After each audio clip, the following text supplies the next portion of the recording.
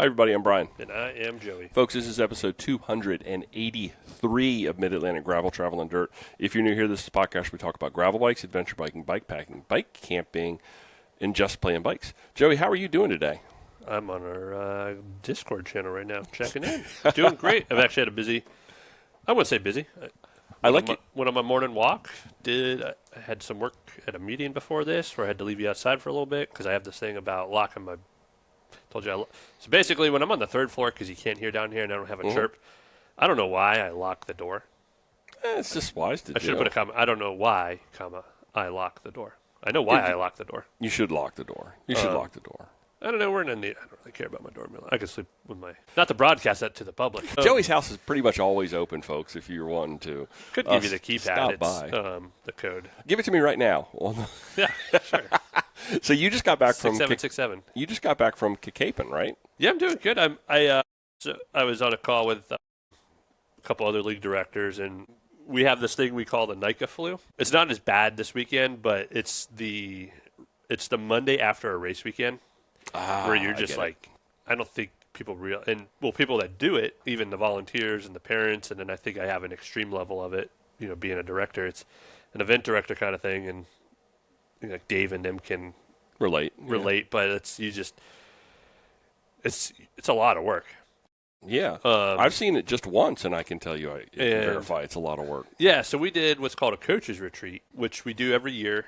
And a retreat is in, like, it's not supposed to be work for anyone, although it's my job. But it's also there so basically what we do is, it's not a resort weekend, although we went to, which technically a resort, Caping. It's a state park, and I'm going to dig into that before I wrap up. But we schedule this out. It's busy for us as staff. Friday, we have an instructor day where we have our own education program for bike skills. We call it OTB. Okay. We have a 101 and a 201. 101 is what you have to take to advance to from level 1 to 2 coaching within NICA, where you learn basic skills. The best people coming into this program are people that don't know how to ride bikes as coaches. Okay. Not saying that's not the best way to say it. Well, not how to ride a mountain bike, like from that perspective. Well, with anything like law enforcement academy, law enforcement people, FBI, they don't want people that have criminal justice degrees. They want to teach you that. Okay. This is a really off the ball thing. No, you want to mold them into your way. You want to teach, and there's certain things, and you get someone that's been doing it for a while, and they might be a great rider. It might not be the best way to teach kids. Okay. Or be and this everyone has to take no matter what your skill level is. So, but what we do is we train our trainers. So we had a couple people, this guy John Sparr come from Pennsylvania, Jess, she's from West Virginia but works for National. So they taught a handful of folks on Friday how to become these instructors. Now those instructors will work for me at the state level and go around and teachers. Yeah. Yes. And this is all about being a better coach this weekend. The Friday it's that. I go out there, it's checking in. I'm going to talk so much about Kona. We had an amazing cabin at the state park, and I got settled in. I had to do some work. I floated around. I watched. I listened to those people as they did their class. I went to the grocery store. I bought all our groceries for the weekend because we opted to not go out every night, and just there's something that we've been doing, like family dinner stuff that we've loved. And so that's cool. That's great. Friday night was basic. We grilled out bonding, burgers, dogs. Man. We had macaroni salad, chips, actual salad, beer, and we all just got to hang out by a campfire. And then Saturday was we did lasagna. I bought like 8 stofers, and like we had 2 cabins with like the ovens full, and so I prepped all the food, and then my staff helped me cook and whatnot, and they actually let me ride Saturday, and they did all the cooking. So Friday's that, and then we actually did an OTB class for people to take. So we had another 2 instructors, Deanna, who's my race director, and then Sarah, the West Virginia director. They taught that from like 4 to 7. Then we had a group ride go off at 5:30, and we did a female specific one at the OTB. So we had women from both states come and take that, a little better environment for them, and they crushed it. Nice. And then we wake up, everything starts at 7:30, and we had a great breakfast at the lodge. We did one classroom session. It's called Squaring the Pyramid, about just being better, well-rounded coaches and realizing the grand scheme of things of you want to build this athlete for life. Not not everyone's that 1% of the Kate Courtneys, which is great, but I want lifelong cyclists. Right. Like I want that person who can't go play lacrosse or baseball when they're 30, like me. I Yeah. never played lacrosse.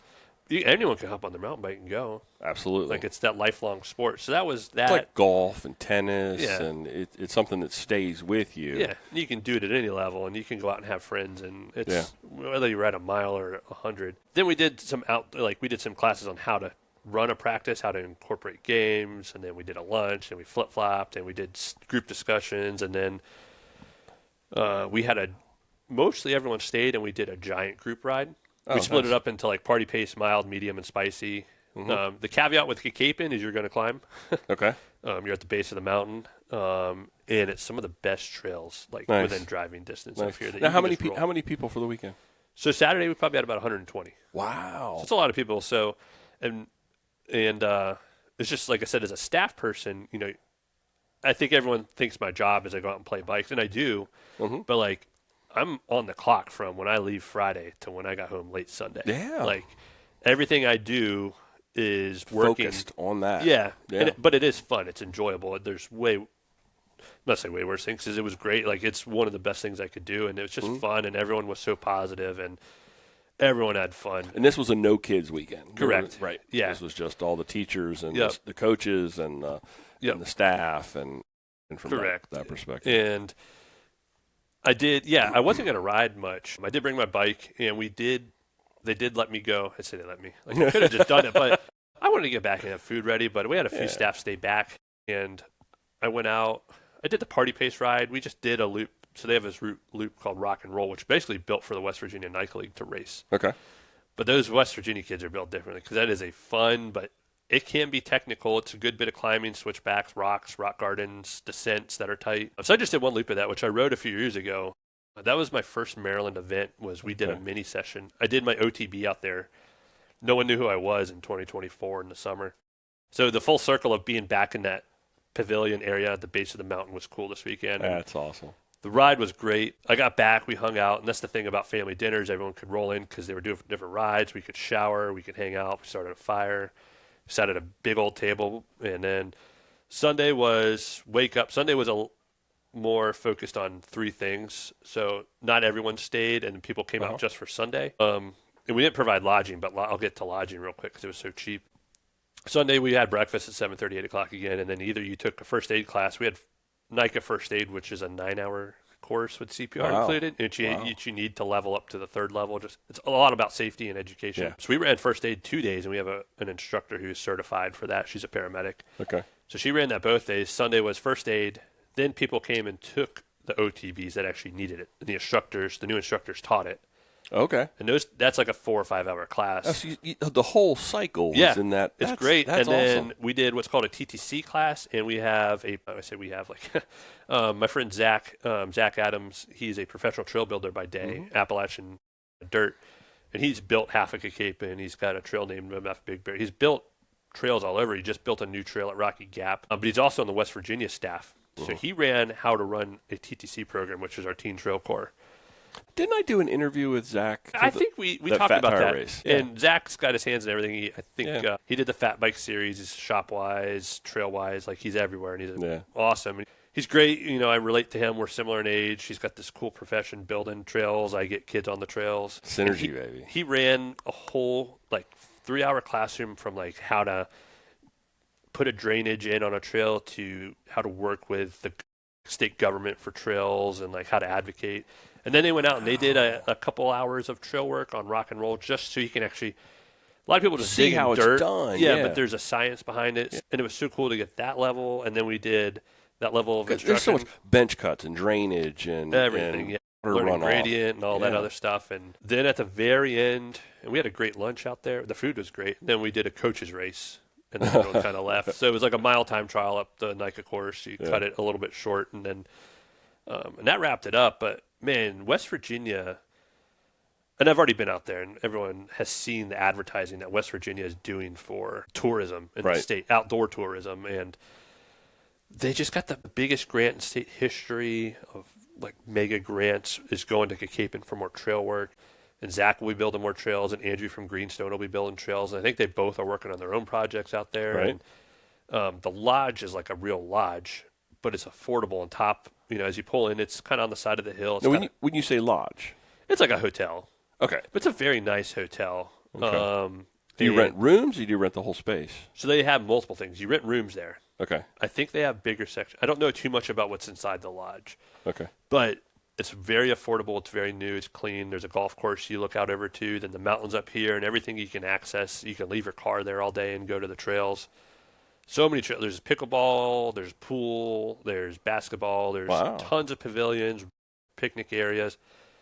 It's about a 4.5 mile climb up. The only gravel road I really know is the 4.5 miles to the top of the mountain. That's gravel. So if gravel is your only thing, It's not. It might not be the best place, but man, to go for the weekend. So we rented an 8-person, just their basic cabin, and there was a bougie cabin you could rent for like $50 more a night. That was like really well furnished. But the looks were deceiving. You see this building on the outside, and it was decent. But I'm like 8 people. You walk in, it's a huge living room with a big family table, a fireplace, like nice couches. You go in the bedrooms. There's double bed. Or there's our room had 2 just regular beds. There's rooms with double. It slept 7. Well, it slept 8 if you had a couple couples. Okay. But that's always you had a fully furnished kitchen. You had a gorgeous bathroom. Nothing was gross about it. Yeah. It was under $200 a night for 8 of us. Wow. We had a grill. We had a fire pit. They provided the firewood. What more do you need? I was like, man, that is so. And it was such a nice cabin. And it had the bedding. Like they have room service that comes out, or the cleaners. I did tell everyone, like I brought a sleeping bag. We've been gypped before at Airbnbs. You show up and there's no sheets. In our Mickle season last year, and then there's no towels or anything. Everything was provided. Yeah. We did bring our own stuff on the off chance. We did all our own cooking. I was worried. I didn't see the cabin before I bought food. I bought plates and silverware and stuff. There's plates, there's silverware, there's cups. Like it's meant to host you the whole weekend. To be there. And it was so affordable. And I didn't need to get in my car if I didn't want. I could ride over the half a mile to the trailhead, to the picnic area. You could go on some of the best riding you're going to find. Nice. And it was such a great. That sounds like it was a Everyone huge had success. so much fun. It wasn't just classroom session after classroom session. Last year we did it up at CCBC, which is Community College of Baltimore County, which is a beautiful campus. But we had a lot of classroom sessions, and it's just very, and then academic feel to it as opposed to experiential. And they learn more by doing it this way last year. And then last year we did it 2 days, where Sunday was first aid, OTB, and TTC, the trail work, but it wasn't the same. Yeah. But having both leagues there and both resources, and that's just awesome. So much fun, and having the fires and everyone get together, and it was special. That it's under 2 hours from Baltimore City. Okay. It's in that weird part of West Virginia that's like kind of in 3 states. Yeah. Berkeley Springs. I'll be honest with you. It feels like West Virginia and Virginia outdo Maryland on their state They should parks. combine those 2 states. I thought that was like someone was talking about that last year too. I think the big impression that I get from this is that as a volunteer for NICA, Mickle, what is the West Virginia League? What is their acronym? Do they do something different? I know that you have Pickle and then Mickle and just Vickle, WVICL. Vickle. Delaware's the Delaware.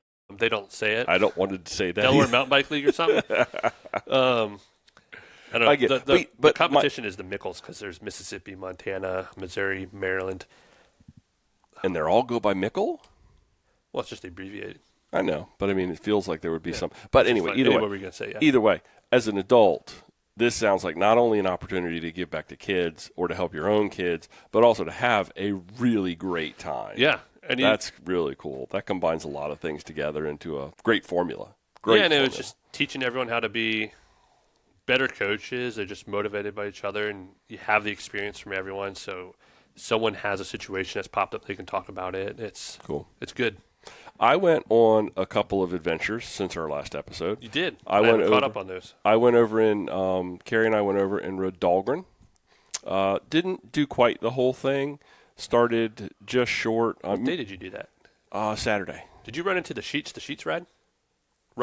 No, that was the weekend before. Oh, okay. That was the weekend before. Gotcha. Yeah, because I'm glad. Remember, we talked about going over there, and I'm so glad we didn't. I didn't know about it until Jess said something. So, do you remember the church? The trail kind of bumps off. You rode off into the middle of a graveyard?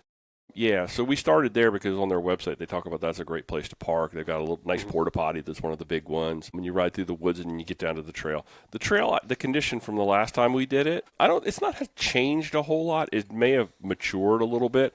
As you get towards the center of that trail, it definitely smooths out, and it feels like the far-reaching ends are a little rougher. I know somebody asked me on Discord about whether or not the the railroad ties were still exposed, and I didn't find any of those. Maybe they're on the further reaches. I ended up doing, I guess the whole thing round trip is 32 miles if you were to do the whole thing end to end, and then back. I ended up doing about 25. So I did a lot of it. I did more than what we did going to the western end of the trail than we've done before. But remember how tired we were from how beat up we were? It was like, and we got back to go the other way and no one wanted to. So I was going to ask, like, how did it feel? Because it had a lot of the same feel. It definitely was. I would count that as a trail system that would give you some really good training for a rough gravel event, even though it's flat. Because it's rough. I mean, there's lots of exposed roots, so you're always kind of on the wheel. But when you get towards the center, where I think it gets a lot more use, where that big parking lot is where we parked, I think that's where it kind of, you go a little bit in one direction and a little bit in another, and it's kind of a smoother, more mature feeling than we were there before. But great time. Great time. It's funny because that Friday I drove out that way to go to Kikapin, and I went right past the parking lot. We stopped, and I went over the bridge, and I was thinking about Dahlgren. I had no idea you were going to go ride it. Yeah, well, we didn't either. We had some stuff going on in the morning, and then it was like just Saturday afternoon. It was beautiful. It's like let's go there. Let's go there and do that. I don't want to do whatever. And it was nice. It was really great. And then yesterday, Phil Smith and I went out, and you know Phil. Listeners probably don't know Phil. Father Phil? You want to call him Father? No, Father. I was thinking Fresh Prince. Uncle Phil. So when I say Father Phil, yeah, sorry. There's only one father. That's Father Dave. Phil and I rode out to Denton, and I took the route that is the Scratch and Denton gravel grinder, which is a great name. I took that route because the way that they've got that route laid out, there's not a lot of services, so I modified it a little bit and did the bottom loop kind of backwards and changed it up to give us a Royal Farm stop right in the middle of the ride. But we started at the visitor center in Denton, rode through town, beautiful little town. You've been to Denton.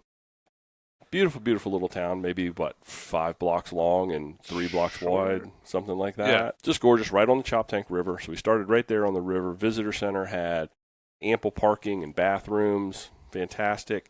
And then we rode east and did the top loop, and then we did that bottom loop with the Royal Farms. I've got some pictures and the route link and a whole route report on the Discord channel. So for our Discord friends, come over there and you'll find all of that. It was 52 miles with a whopping 400 feet of elevation.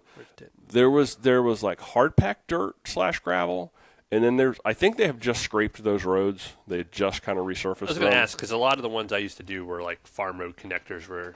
These were all roads. There was nothing that was sort of like a farm road that you would not necessarily be allowed to be on. There wasn't much traffic. The roads are very quiet. It was about 60-40 pavement unpaved, but I believe that number, it's always kind of weird with ride with GPS. It doesn't quite get it exact. I have a feeling it felt to me more like 50-50, but I think a part of that on those rides is when you're on that dirt, especially that sandy kind of. There was a couple of roads that were very, very soft dirt / sand, and my 50s. I'm going to do a long-term review on my American Classics. Now, you actually might have a long-term review. I've got over 500 miles on those tires now, and I've ridden them at 40, 35, and 30. 50, and you've done a 50 for 50 talk. Oh, yeah. Yeah. But I've got the route report, and I'm going to do a follow-up on those tires. I've been very pleased with them, to suffice it to say.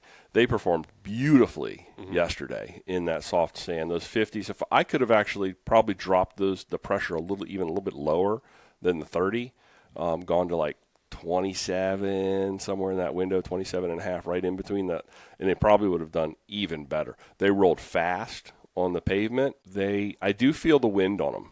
Believe it, I really do feel the wind on them. I mean, that's a wide surface area going into a headwind. Feel the wind on them, but they don't bite that much. But they float right over top of the sand. I only had like one section, and I think that was more because we were going into a really strong 20-mile-an-hour headwind. So I was fighting the headwind and fighting the sand. that the bike really didn't want to go. And I remember trying to get back on the bike after it started, and every time I'd step down, the tire would just go whoop, whoop, whoop. I couldn't get any purchase until I kept moving forward till eventually there was a spot. So great route. We're going to talk some more about that scratch and dent and gravel grinder. Hope to have the organizers on here to talk about that. But hidden gem over there, friend. Yeah. I know you've ridden those roads when you lived over in Easton. I was going to say, because my turnaround point, and I just looked, they're closed. Back when I drank alcohol, there was a place called 404 Tap House. Yeah. That always went mid-ride. Yeah. There was like the one photo I said, we just wanted to ride to the Delaware border. We just rode to that border and back. There were a couple of spots on their route where they had dipped over into Delaware and then came back through, which was kind of cool because you get the welcome to Maryland signs. Yeah. I cut a lot of that out. Some of it seemed like it was extra mileage, and so I shaped it a little bit differently. Yeah. And it really did work well having that Royal Farms stop. I think it was at about 22 miles, 23 miles on a 52-mile ride, so you could repack your water bottles. It was lunchtime, so I actually had a couple of nice chicken tenders and some Royal Farms. Fish? Nope, no fried fish. Royal Farms coleslaw, and I was good to go. It felt great yesterday. I felt absolutely fantastic yesterday on the bike. It was a great day. I was so excited headed over after looking, because I'm meticulous with routes. When I modify a route or build a route like that, I'm on Google Maps looking at all the intersections, which the biggest thing I wanted to make sure was that they were all open roads, because sometimes those events, they can make a special exception with a farmer or with this, that, or the other. We're going to cut through on your farm road, and they're like, okay, for this day. So I wanted to make sure there wasn't any of that, and there wasn't. It was all open roads, road signs. No cornfield cut through? No cornfield cut-throughs. No cornfield cut-throughs. So yeah, that used to be – that was when I was prepping for Dirty Kansas, so longer rides. I mean, it was about a 60-miler round trip to go to Denton and back. I mean, the Eastern Shore, all the roads were so quiet and pretty. Yeah. You get a few that are kind of straight long stretches, but nothing bad. And there's some roads that you ride down and you're like, man, this is kind of gorgeous. Yeah. And you never know because you're on 50 or something over there, and you just ride by past it. Yeah. And there were a couple of spots where the road came up to the highway, and then we paralleled it for a little bit, and then we went right back off. And even though there were 2 or 3 spots where we were on what I would call busier roads. They weren't really the highway, but they were busier roads. Mm-hmm. And even on those roads, we had shoulders. So it was either a tiny, quiet country paved road, tiny, quiet country dirt road, or a road with a few more cars and traffic, but you had shoulders there. It's just really just a fantastic, fantastic route. They've been hiding that little gem over there, because a lot of the segments, there was nobody had ridden them, so I felt real good at the end. And you guys took all the KOMs. I was like, whoo! Felt real good at the end of that ride. And then I looked at it, was like, oh, you're 4 out of 4. Yeah, yeah, good job. The shore's pretty to ride. Yeah, it was gorgeous. What time did you guys leave and come home? I think we left about 8:30 or 9 o'clock. So you missed morning traffic. Yeah, and then we got home. We probably had a little bit of traffic coming home, but we didn't have any issues. It wasn't bad. We were home by like 6, I think. I pulled back in the driveway. It's only about an hour and a half, maybe hour and 45 minutes, because you go across the bridge and then you go to the 404, and then it's only like 10 or 12 miles to Denton after you make that 404 split off of 50. So it's really close by. Closer probably than even like Easton or St. Michael's maybe. Easton's a solid 2 hours because I used to date a girl over there when I lived here. Yeah. Who was that girl's name? I can't remember. I don't know. But I knew it was like almost 2 hours door to door to the south part of Easton, which adds up. Very, very reachable. And starting on the west side of town, you're not, crossing through. But the one thing that the visitor center does close their gates at like dusk, so be back before dark. That's kind of the big thing, and it didn't feel like there was a vibe. I talked to the guy in the visitor center. Didn't feel like there was a vibe where somebody would be like, "Oh, look, there's a car here. We're going to lock them in." It was more like we just don't want some crazy stuff going on down here, and it was almost like the local police patrolled it, and if they saw a car in there, I'm betting they wouldn't lock the gate because they're going to be the ones that get the phone call that says, go and let somebody out. So last week, we promised to talk about new bikes. Thousands of dollars. Is the lottery big right now? No, I'm just kidding. Oh, because I always get on it when it's It was big. on the Discord channel. What? I just want to throw you through a loop there because you were on a roll. No, we talked about a ton of new bikes coming out. Yeah. And we're going to deep dive. What we're going to do is we're going to hit the surface. We're going to dabble of a lot of bikes. Is that like a good Yeah. a good, because you've looked at the show notes that I have. Not really.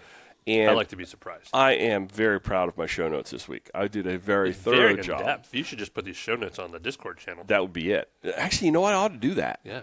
I really ought to do it. I'm going to put these show notes on the Discord channel to show people exactly what we go through. We didn't start the podcast by saying that we are supported by our Discord friends. Yeah. So appreciate everyone that's on there right now. Yeah. We're going to get, I think we have 33 people in there right now, 33 users. I made a post last night about my West Virginia trip. I saw that. There's a lot of good stuff going on There's a lot of good stuff going on in there. And it only gets better the more people to build up that database, just the conversations and all. I saw there was some buy-sell trade conversations going on, too. Oh, yeah, I got to look for a Wahoo computer. Yeah. Okay, so first bike we're going to look at, the Trek Checkout. This is a 2020. Trek-out is what I call it. Checkout. 2026 release. It is a full suspension gravel bike. I still am unclear whether this would be considered a race bike or a bike packing bike. I think the lines have blurred considerably between those two disciplines. It used to be very clear, that it was a gravel event / rates / go out for a day and go fast gravel bike versus a bike packing bike. But those lines have kind of blurred. This bike is full suspension, front suspension, rear suspension. Interesting little way that they've done that rear suspension to still give you plenty of room in the triangle. What do you think of the color scheme that they've got on that? It seems like they've only got one way. Yeah, I like it. It definitely, what that bike is. Oh, yeah, if you saw cool. it. Yeah. I like the color first when I saw it. Okay. I like that Celeste. I guess you can't really say that legally. I don't know what they call it. The minty fork. Mm-hmm. I've always liked that color, and the pastels are pretty. Yeah. So it does come with a rear rack system already in place because of that rear suspension. Yep. And I have seen some reports from folks where they're failing, but I think they'll fix that. I mean, it's new. Anything that's brand new, first generation, you're just going to have things that go wrong. So I'm not going to hold that against them. I'm sure they will fix it as it moves along, and I guarantee you that they will take care of customers that have had problems with it. That's just Trek. Yep. I don't think there's any worry about that. I'm not sure the pricing says I've got like a ballpark between $6,000 and $9,000. It's expensive. That's a fairly expensive bike. It will clear 50s with that full suspension. I think it's going to be a very comfortable bike. I believe. Let's see. I believe. C1. Any more questions on do you have anything else on the checkout that you would like to share? I'm looking at price. I was listening to another podcast the other day, and they were doing I was listening to an old holiday gift guide from last year. Huh. And while the guy was doing the podcast, the price changed like 3 times on Amazon. It was like a pair of headphones, but so you can there's different levels. Yeah, I'm not trusting the pricing on some of the things. There's a refurb one right now, an extra large for $4,100 somewhere on the internet. But I've never seen the black one. I hadn't seen the black one either. I think it's cool. I think we talked about this before, and there's been other full suspension. Niner, I think, did one of the earlier drop bar full suspensions, and now that people are Frankensteining like Super Cowls from Trek, which is a short travel XC bike with drop bars, and the Epic World Cup, and even the regular Epic for these mountain bike races like Leadville that you almost need a bike like this. But I think the name Checkout is more, like, to me that sounds like you're checking out for the day. Sounds like a bike packing bike. And it sounds like a bike packing bike. Like absolutely, 100%. 100%. Sounds like a bike packing bike. It's probably a great endurance. Long event. Unbound and something, a few hundred miles. That's rough roads out there. Especially if I mean, let's face it, there's not many of us that are tip of the spear. And a lot of us are the feathers on the back of the arrow, and I don't know. I literally was like the back feather at Croatian, and I had no problem with you that. were the notch, baby. You weren't even a Rouge. feather. You were, well, I don't know what they call those. I'm not even fletching. I think that's what they call them. You were the notch Rouge because I never finished, but I was. A lot of people didn't finish. Yeah. Well, if didn't finish, I hate that with Croatan. Okay, so that's Trek. Specialized has a new Diverge, Generation 4 of the Diverge. I like that they're staying Diverge and not mixing it up by trying to throw new names at you. I kind of like. I appreciate. Specialized does a good job at that. I that. appreciate that. But it's like the we're on the SL8 tarmac. Yeah, yeah. So they'll have like the Yeah. SL12. They might at that point in time. Yeah. There might be a Diverge 8 at some point. Because Diverge has changed drastically from the early first generations that's of just gravel. the Diverge. This has obviously got Future Shock. It is sort of positioned as a do-it-all gravel bike. I think you could strap bags on this. Yep. You could very easily take off with it on a bikepacking weekend without any issues, without any problems. It's got all of the mounts that you would need to do all of that fun stuff, but I think you could also strip all of that away and take it out and do a race on it. It's got clearance now, and this is one of the first, I believe, alloy frames to include the in-frame storage, which is appealing. Bike, yeah. It's appealing. So you've got a little bit of compliance with that Future Shock. You've got some storage on bike. You've got plenty of mounting points. Definitely look at the Diverge if you're in the market for a drop bar gravel bike / bikepacking rig. If you're looking for that one do-it-all kind of bike, it's definitely a bike to look at. It's not bad. You get some bang for your buck. Yeah, absolutely. And you get the support from Specialized. Now, Salsa just released the Flyway. This was back in March, so but I mean, still, that's relatively, we're the second week of April. The cool and the not cool thing is between the Diverge and this bike. Okay. So the 5th generation flagship for Salsa's racing kind of gravel racer. This replaces the Warbird. They say they've got an updated vibration reduction system with 20% more compliance in the frame. Okay, right. A light mountain bike style geometry, clearance for fees, and relatively affordable entry point, I'm assuming with the alloy at the GRX 6, it's $3,500. So I kind of like what they've done with that. And then obviously it goes all the way up to $12,000. What are your thoughts on Flyway? My one thing where I was like I don't know what I just called it, the pro and the con between the two is I don't know what other models in this line are, but it's the fully integrated cockpit where the Diverge doesn't have that. Let's talk about that for a second. So running those cables through the headset, that's really what we're talking about here. Yeah. Right?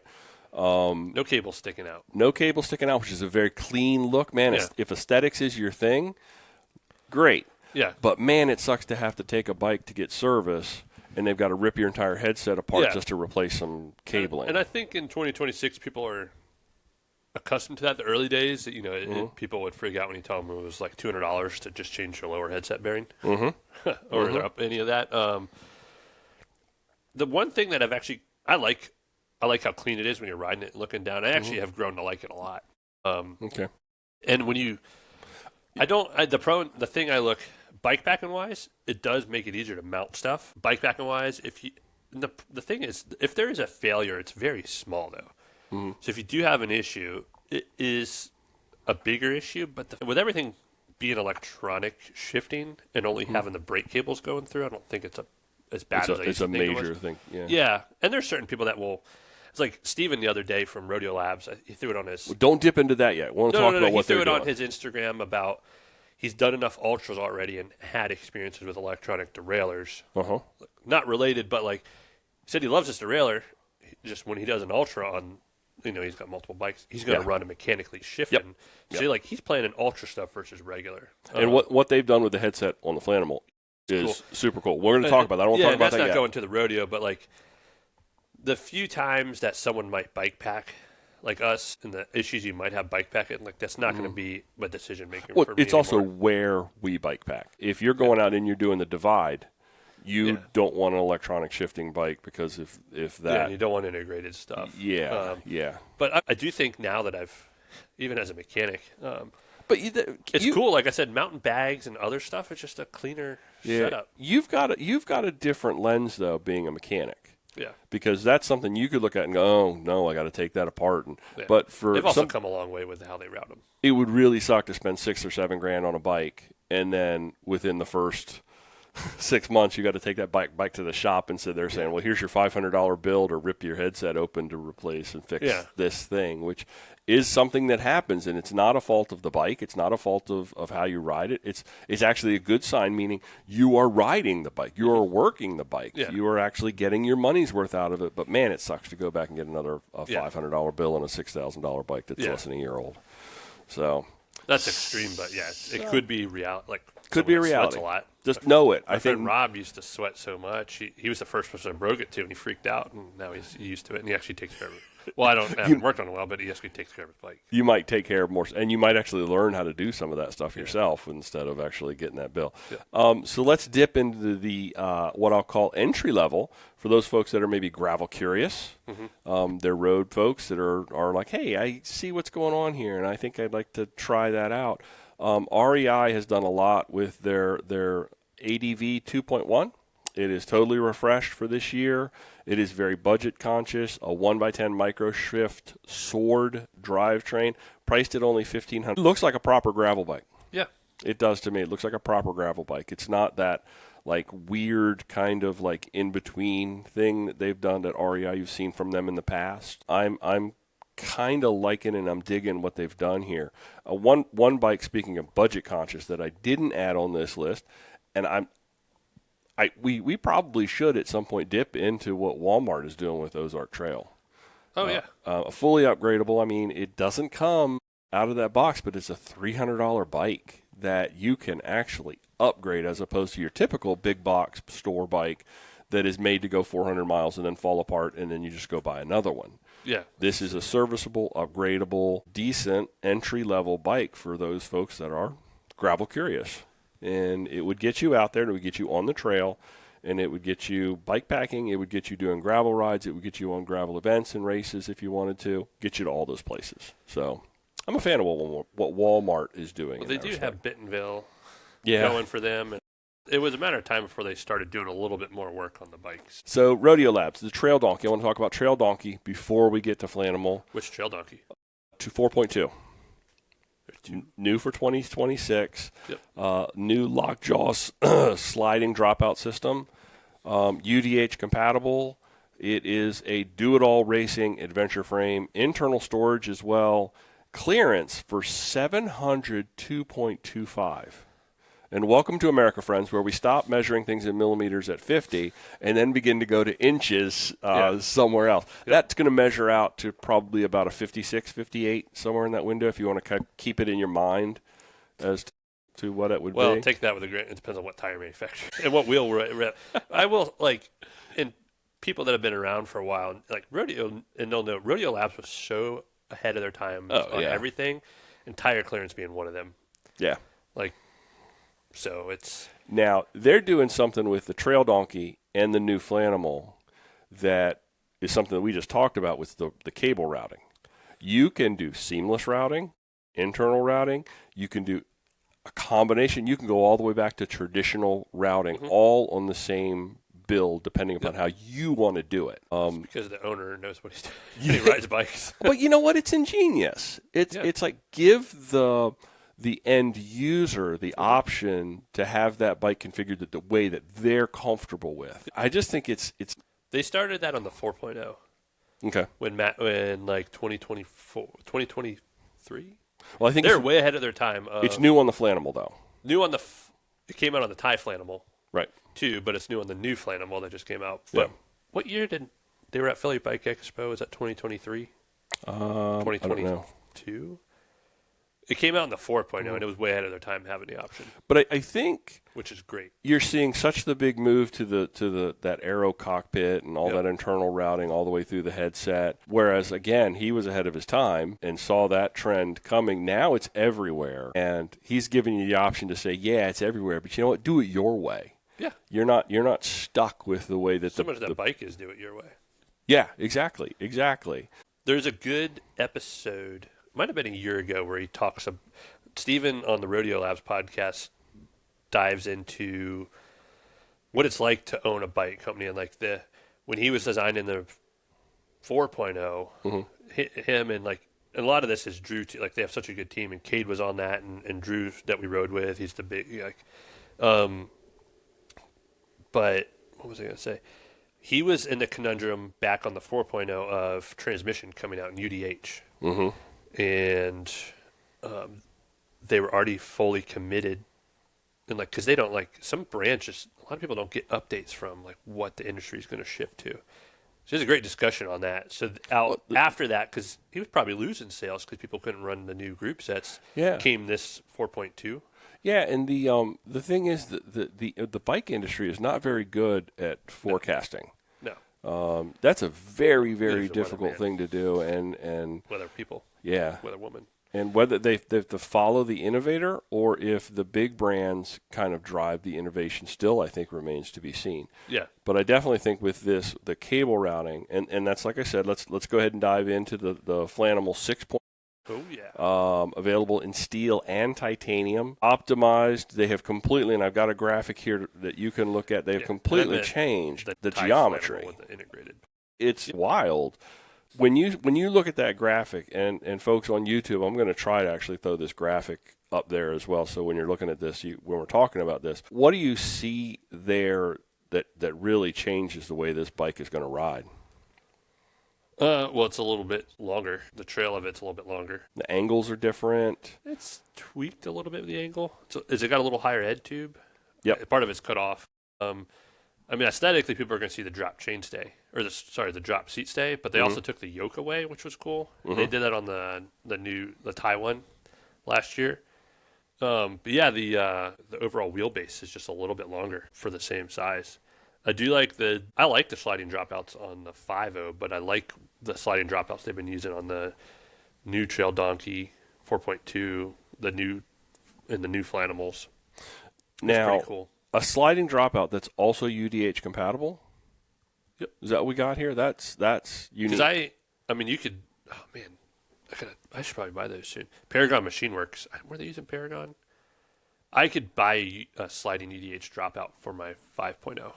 Okay. Okay. From Rodeo. Got it. But no, it's cool. It's also Spork 4.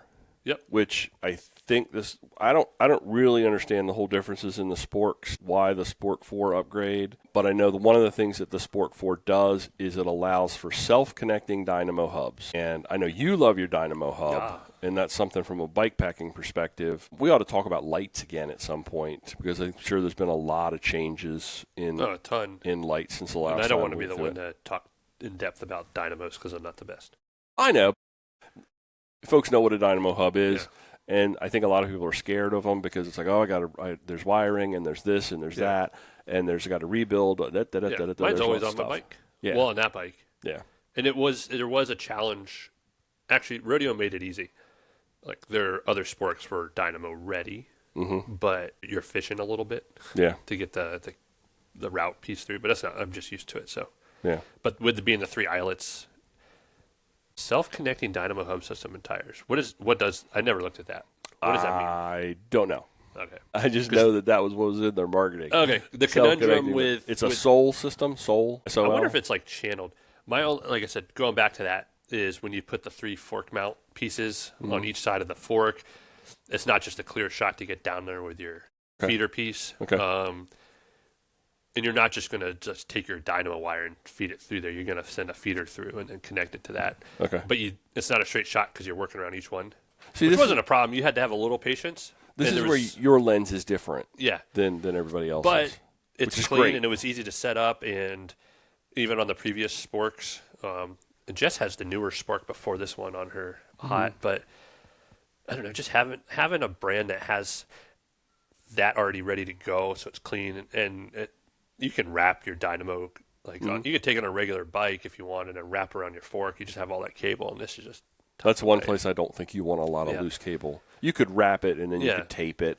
But then, they showed it on their Instagram the other day. I think with the new Flanimal. Who has it? Someone has. I gotta find it. A seat post clamp with a built-in dynamo light for the rear light. Okay. And you could run the cable. Like, they have all these Easter eggs in their bikes. That no one else does. Yeah. Or not many people do. Yeah. Your smaller niche companies will probably actually take care of you. But it was so cool to see that. It was so clean. The seat post clamp was there, but the back of the seat post clamp was a rear tail light. Okay. And it was dynamo based, I believe. Wow. Because I run a rear dynamo. I got to reconnect it. Because you can run rear dynamo tail lights too, which I like because you don't have to think about it. But there's so much cool stuff. I wish my 5.0 wasn't just. It is Matt's bike. It's really hard for me to. You could sell it back to Matt. Maybe. the rodeo problem, and Steven's okay with it, is like, and I don't want to be that. I do it with bags. Like, we all have bag problems. The only reason I don't need to upgrade, but I want to upgrade. Yeah. Because, like, my other one is still so perfect. That's music to Steven's ears, though, right there. Yeah, it's like, and Steven's never gave anyone any shade. Like, I didn't buy my rodeo from Rodeo, but Steven is so good on the reduce, reuse. Like, I got a recycled rodeo. They run a bike company the way a bike company should be run. Yes, and... Sorry, that's just the fact. No, I did sell a good chunk of rodeos for Rodeo Labs, but... You sold a lot of Flanimals. I wish I could have done more, but I left the store. Because we had some momentum going. And I think once people realized how cool it was. But then, I would have... At the same time, Hot was starting to come into place. I would have had a couple cool niche brands in the shop. I don't know. I don't think people have heard me talk about my love for rodeo on here, so maybe they can hear it. They've never heard you say anything about it. Nothing about rodeo. Well, I do. I said it just a minute ago, but I think it is a bike company that's run the way a bike company should be run. Correct. In today's market, in today's climate, in today's world. So just innovation and forward thinking, and the fact that Steven is a writer first and foremost. Yeah. Because he writes for Bikepacking a lot, bikepacking.com. You see what I did there? Yeah, I did. He's a writer and a writer. He's a writer and a writer. There's a lot of great stuff, and I think we got one or two more bikes left. But he did a great report on bikepacking. He did a write-up. Like, he's been testing his bike for a while. Yeah. And he always, like, his own paint schemes are always similar and so cool. Yeah. Like, I want Steven's bike and Matt's bike. I don't know. You want to sell a bike. Joey wants to buy your bike. It's a cool bike. It's just, I'm in the conundrum that I already have the 5.0, and it's so perfect. Yeah. I gotcha. So, yeah. So, looking at Kona, the Ouroboros. Also a favorite brand of mine. That is a gravel platform that's been trail-inspired, designed around a suspension-corrected carbon frame. It comes stock with a rigid fork, but it is ready for a 40 mil travel fork to be put onto that front end. 180 millimeter brake rotors out of the box, so better stopping power on loaded descents, tons of tire clearance up to 2.5. I had never really looked at this bike that much until I started looking at the Unity for this, because we're going to talk about the Unity next. That is a proper machine right there. It's a fun fact. I think I saw this in 2022. The Ouroboros? Maybe early 20, late 21, early 22. Kona went through their stuff a little bit after that. And at first I was like, what the heck? But then nothing happened for a couple of years. And now it's came out a year or so ago. I mean, it's a lot like, how that with the front suspension, the geometry being ready for it, it's like what I found with my Otto. When I bought my Otto, I wasn't even ever thinking about front suspension. Yeah. But now I am thinking about front suspension, and it is so pleasant when you say, oh, it's ready for that. I don't have to do a whole lot. And this is in that same vein. Like, this reminds me a lot of the Libre with suspension. It's a little different. Okay. I would always take my Libre back from Andrew if he ever wanted to sell it back. But no, this is a cool out-of-the-box bike. Build, You could go. It just looks sharp, too. And there's something about it, the aesthetics of it, I really like that. And of course, all of these bikes you can get in multiple drivetrain configurations, across the board. Different iterations of fun. Now, this is an iteration of fun. Our next and last bike, which we started to touch on last week, the Kona Unity, which I love because they had the Unit X, and then this is the next one, which is the Unit, which would have been the Unit Y, but they just went ahead and used the word Unity. That's just clever, and I like stuff like that. This is an official add to the 2026 lineup, and it was just launched like literally 5 days ago. I went on YouTube, and there's only like 2 videos. It launched like the day before our last episode or something. Yeah. It's a mullet style bike, so you've got a 27.5 in the rear and a 29 in the front. It is designed to carry heavy loads. The most unique things about it, in my opinion, are the crazy bent down tube, which opens up your triangle. In one of the videos, I saw somebody actually stepped through the center triangle. The bike was sitting on a stand. You could actually step through, and I couldn't do it. I don't know if you could do it. There was somebody out there that did it. Double extra large, triple extra large. It's weird. You're going to have to get a look at a picture of it. The down tube comes down, and then it it curves and it bends back into the bottom bracket, and it creates a whole tremendous amount of space. And I believe they also have mounts inside the frame, and I believe Revelate might make a bag that will fit this, that uses those mounts, so you don't have to have straps, you don't have to have cords. It is going to mount directly to the frame and carry a lot of cargo in a space where the cargo is best carried, in my opinion, inside the frame and low. The mullet thing, I think that's all wrapped around a rear wheel that is going to be lighter, that is going to possibly be stronger. A 27.5 is going to be stronger wheel than a 29 at a lighter weight. Massive tire clearance. They go up to, I believe, 3-inch tire clearance, which is in millimeters, it's a lot. That's the official language for that. Mm-hmm. Another interesting thing that they've done is a front rack that is bolted directly to the frame's head tube. So you don't have the steering issues that you have, and you don't get that wobble, because when you attach gear either to the bars or to the forks, if you don't have the right weight distribution, you're going to get wobble. You're turning that weight with the bike, whereas opposed a front tube that is mounted and bolted to the actual frame never shifts and never changes. So that center line, that weight stays fixed. Trek had a hardtail with a fixed front rack, I thought. They did that 820, I think, but I'm not sure. The 820 or the 1120. I just remember seeing it like in the Mahalo My Dude bikepacking videos. Yeah, it was the orange. And there's been a couple of people. It's on their fat bike like it, but it's not like this. There's been a couple of like folks that have launched racks that attach differently, that attach more to the fixed points of the front end. And we're talking specifically about front racks that attach more to the frame as opposed to any of those pivot points. It is trippy because they had the Specialized Como had the fixed rack on the frame, and you turn your wheel and the first time you ride it, it's a little odd, but it's so smart. They've also stuck with tried and true 11-speed mechanical Shimano 203 millimeter brake rotors. Going to stop this thing loaded on steep descents.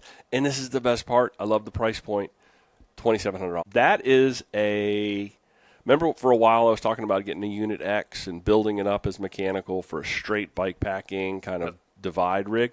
This right here, in my opinion. That's the divide rig. Is that animal. For your average Joe. Yes, 100%. 100%. The only issue I have is it's so specialized. It's so unique in that I don't think a lot of shops are going to go, give me a full range size of Unities to put on the floor. Hush Money has one in stock. Do they? Okay. Well, your special bike shops are going to do it. Your local bike shop down the street is probably not going to have a Kona Unity in a full range of sizes. Yeah. And I think this is a bike with the geometry, with the mullet wheels, with the fixed frame. I think I'd have to ride it before I'd pull the trigger on it. Go up to Hush Money. Yeah. You're probably going to find it in a medium or large anywhere, which is good for us standard height. Yeah. Probably a large. Yeah. But what an interesting frame. Can't get over looking at it and thinking, is it broke? It's cool. Yeah, I would say.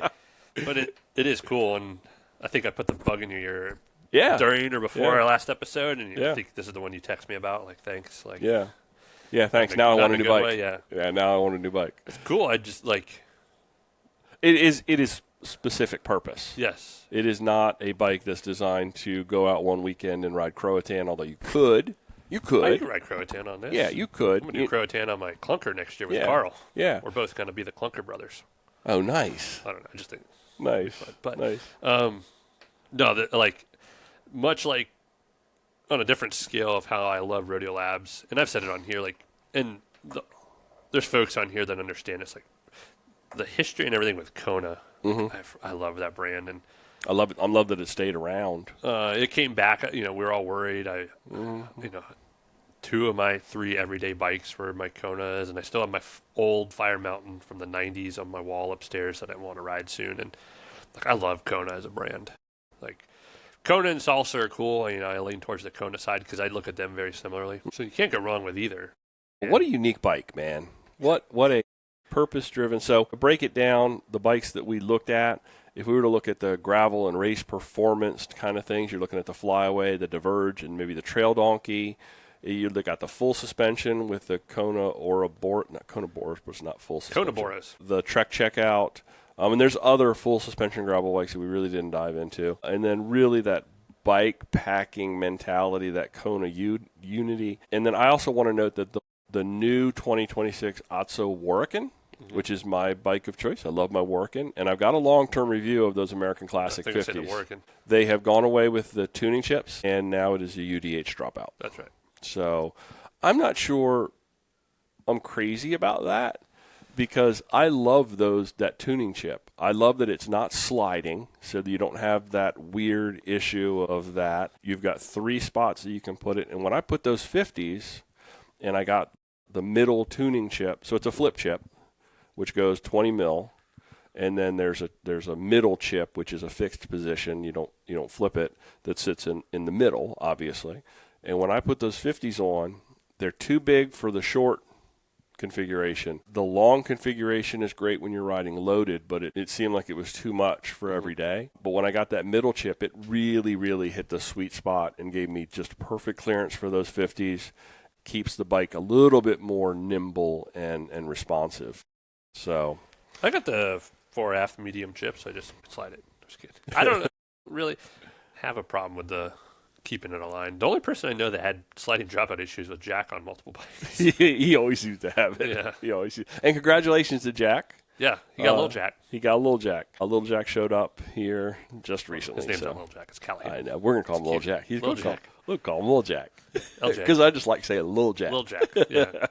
That'll be his rap name. Jack's a dad. Jack is a dad. Congratulations, Jack. Yes. Yeah, fantastic. You're going to be a great dad. He's going to dedicating this episode to Little great Jack. Mom, yeah.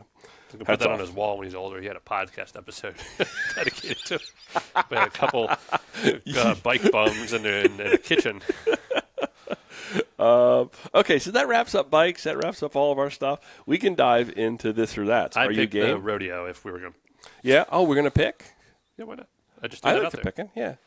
I'm real happy with where my Warrican sits right now. I'm not interested in any changes on that, but man, having something that's got a lot more rubber to actually go do some rougher bike packing, because I'm looking at Endless Mountain. I'm looking at what we just did with Mon Forest last week. And, oh, by the way, a little precursor, David Landis is going to join us next week.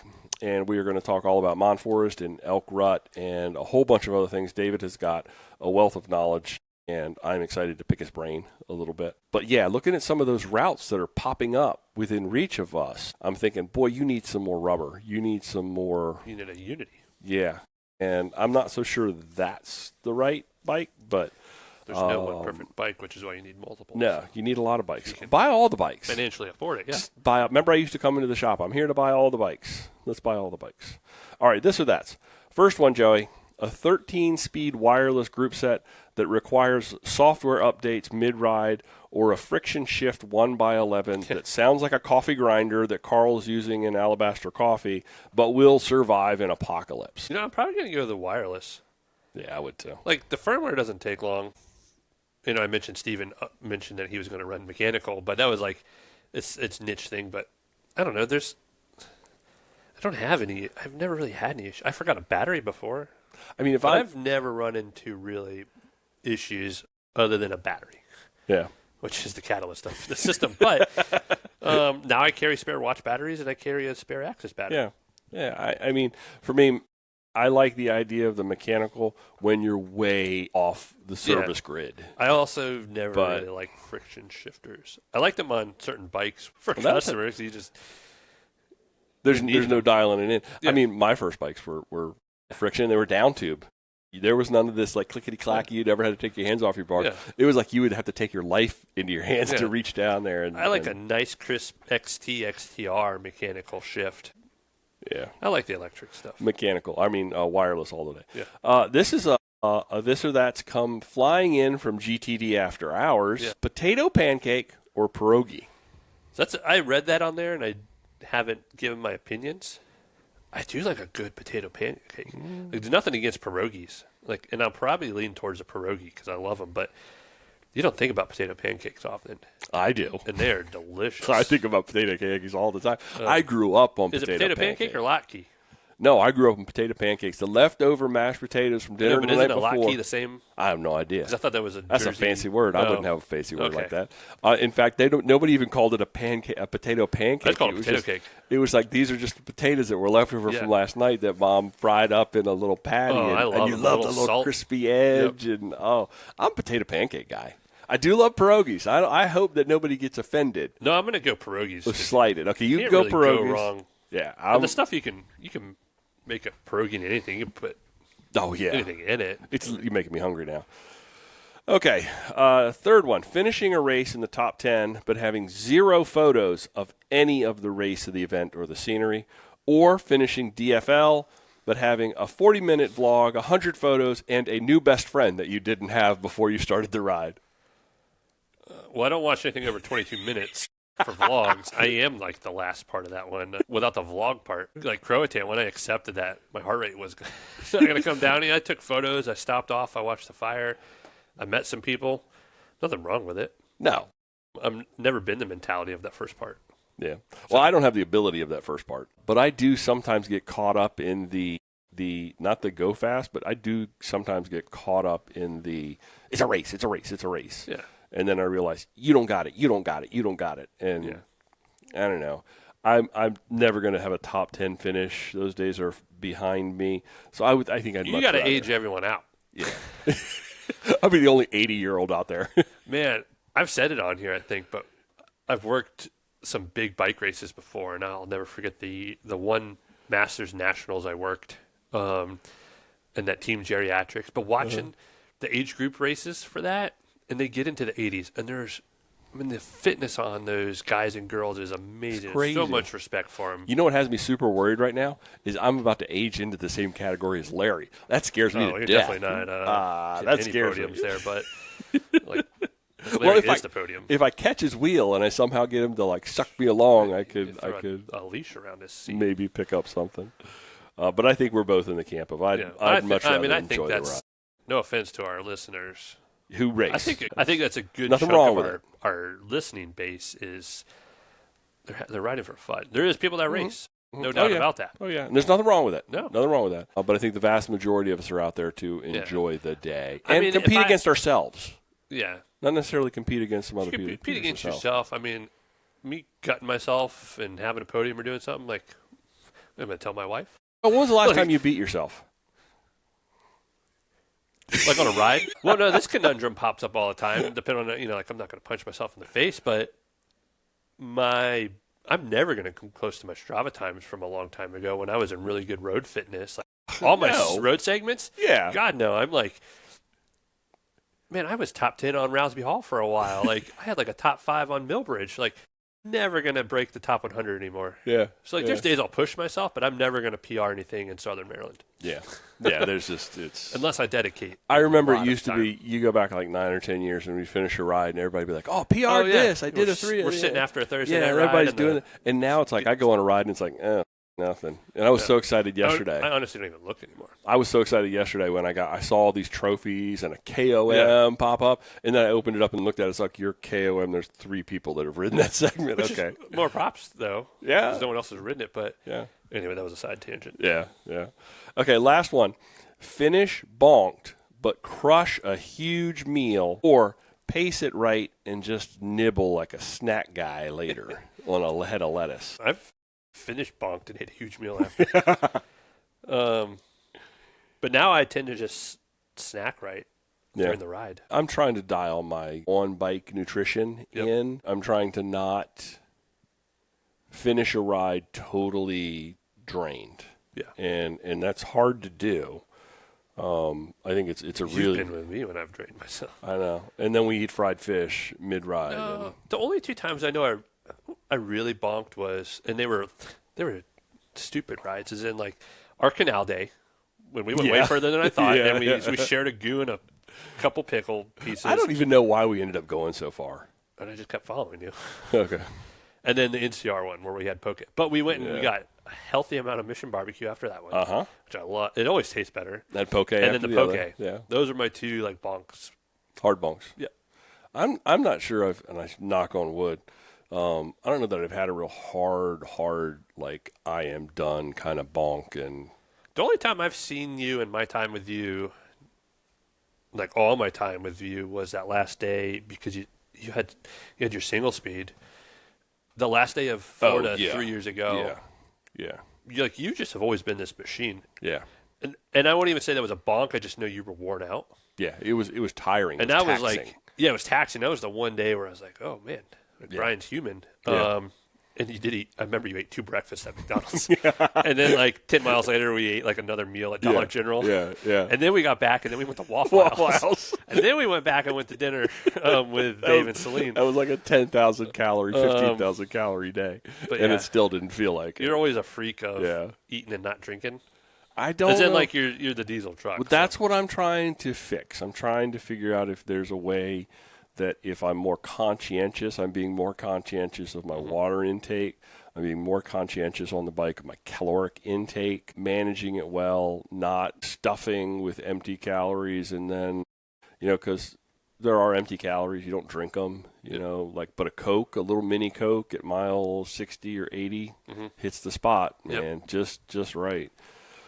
So I'm trying to work better on it. For me, I am working towards trying to pace it just right, and I did that yesterday. I did yesterday out in Denton. I felt like I did really well. I had snacks that were on the bike and ready to go, as opposed to depending upon solely what a lot of times is you guys will set out on a ride and you'll have your packs full of stuff, and it'd be like, you got your gummy bears and you got your nerd clusters and all this kind of stuff. For me, most nutritious. No, I've also ridden with Jack enough, and Jack, if he listens, because he's a dad now, I don't know if he will, but like I always keep my Jack stash. I don't tell anyone about. So if he needs a little sugar, sugar hit. Yeah.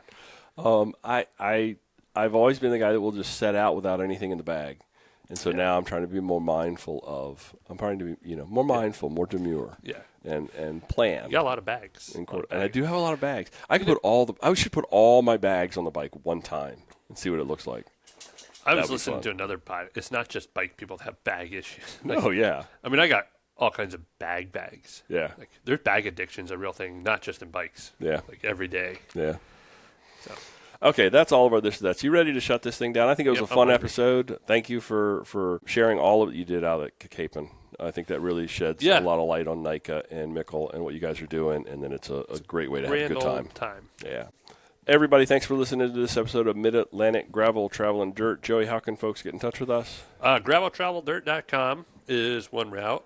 The second route out of 3 is Mid-Atlantic GTD on the gram, which I'm still banned from. And then we have our Discord channel, which is up and coming and growing like crazy. You can find that through those other 2 pieces. And like I said, the more folks, the better. It stirs up conversation, and it's the way to support the podcast now to keep us rolling, because this ain't free.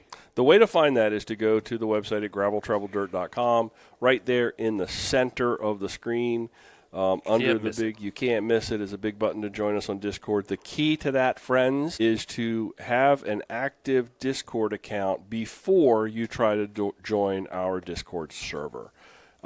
That solves a lot of headaches, but there are ways around it that we can help you through it if you get stuck in that, because Discord for a lot of folks is a new animal. But think about it as a vetted, safe space with a bunch of like-minded people. And like you said, it is the way to support the podcast. Even if you think Discord is not necessarily for you or you're not going to get anything out of it, but I think you will. But I think you will. Instead of just asking for money, because it ain't free, it's one way to get something back. Yeah. What we're going to start doing is we're going to organize little meetups. In fact, Casey has already organized one for coming up in a couple of weeks, which is going to be a great time down in Warm Springs, Virginia, with some great gravel and some riding. And we're going to start doing meetups at events that we're going to organize through there, the events that we go to. Talking to some event directors now to try to get some entries to give away to our GTD After Hours subscribers. So there's a lot of bennies that are coming back to you that way. And I'm about to ship out the first bunch of the 20 T-shirts for the first 20 folks that came in. I'm noodling some ways to do some more fun giveaways. The difference between what we're doing now and what we did with Patreon was that we were trying to be on a schedule with Patreon, and I kind of want to keep things a little lighter and just go, hey, here's a sticker drop. It's coming your way. And I just need some contact information to send it. So I'm excited about it. It's been a lot of fun for me, and it's been a lot of fun, I think, for you. And we've had some great conversations with some listeners that we wouldn't have been able to connect with in other ways. I mean, sure, they could have emailed or they could have come to us through Instagram by sliding into the DMs or whatever. And I typically respond to all of that. Oh, but I suck at both. Well, but I don't. Oh, no, but everything's... I try to stay on top of it. And a part of it is I'm finding it very fun. Yeah. Because it's a different scroll experience. Mm-hmm. It's a different place. And one of the things I think I got to figure out how some advice to give to new users. We have so many different channels inside the server, and I don't think like you experience where you come in, they're not all available to see at the front end. You have to kind of open it up and go to the turn on all new channels. I need to find a better way to inform people on how to do that. So we got that coming. Thanks for riding along this week, and until next time, do good, be nice, go slow, respect others. Love you, bye. Love you, bye.